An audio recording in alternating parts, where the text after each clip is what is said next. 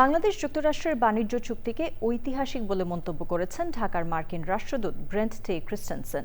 ঢাকায় মার্কিন রাষ্ট্রদূতের দায়িত্বের ১০০ দিন উপলক্ষে এক বার্তায় তিনি বলেছেন, দুই দেশের সম্পর্ক আরও এগিয়ে গেছে।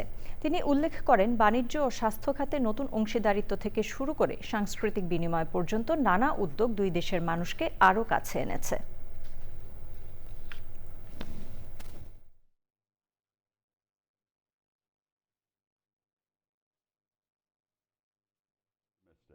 About the future of U.S.-Bangladesh relations.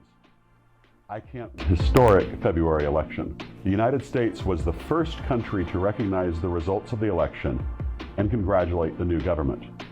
President Trump set forward a clear vision to take U.S.-Bangladesh relations to the next level, and I'm working hard to make that a reality. The United States and Bangladesh signed a historic trade agreement that will balance our trade deficit and make both our countries more prosperous.